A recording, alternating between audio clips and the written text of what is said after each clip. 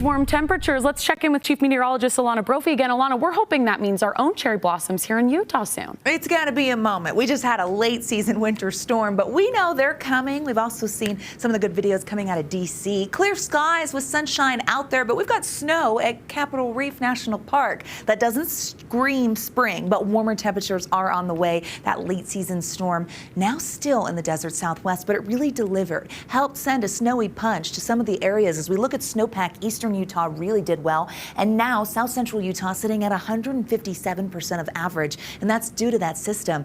Boulder Mountain got over 20 inches of snow, just to put that into perspective. But throughout the state, as we're ending snowpack collection, it's great to see a map like this, 126% of normal throughout the state. Now, if we took all of the snow and melted it down to a liquid, you get your snow water equivalent. We track this all winter. Normally, we're at around 13.5 inches. No, not this year. We're sitting at 17 inches, which is above average. By early April, the goal is to get to 16 inches, so we've done well, and we're coming off of such a record year last year, this winter coming through and performing. Tammy Budge sharing this from New Harmony, Washington County, seeing some of those thunderstorms wanting to pop up. Thank you, Tammy, for submitting that on abc4.com. As we look at the satellite radar, the reason we're seeing moisture content in the Southwest desert is that cutoff low. It's in the desert Southwest with its counterclockwise flow, so it's still funneling a tiny bit of moisture into southern Utah, so a slight chance of a storm today, and that will be the case tomorrow. Live view from Hiram. How beautiful are you? You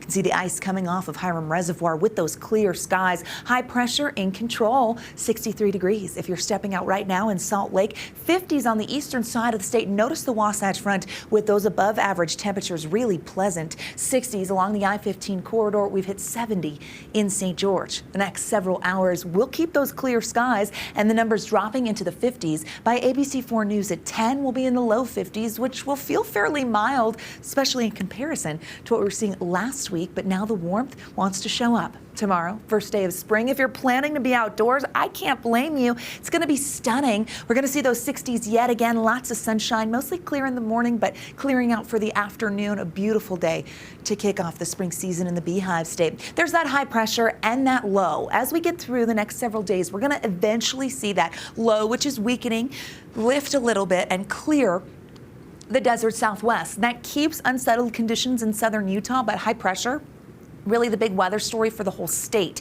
As you put that high pressure into motion here, you see dry conditions as we make it through the work week, but then things start to change for your weekend. Our next round of wet weather, forewarning you, that looks like Saturday. Notice how we get some rain setting up there with a storm system from the Pacific Northwest dropping in and changing things. We'll get a valley rain, mountain snow setup, and precipitation potential climbs as a result. Slight chance for the close of the work week, but I think a southwesterly flow Friday will allow temperatures to really catapult there. And then the wet weather moves in Saturday, Sunday, and holds on to the beginning of next week. Tomorrow, highs in the upper 60s. We went low 60s today. I think there's potential to climb. 60s on the eastern side of the state, 60s for the I-15 corridor, upper 50s in Cedar City. And I do think we could see another day in the upper 60s or low 70s in St. George, depending on kind of what happens. Again, that wet weather potential shows you what to expect as we get through the next several days and into next week. That 7-day for St. George, showing off that slight chance with 70s and plenty of sunshine in Washington County.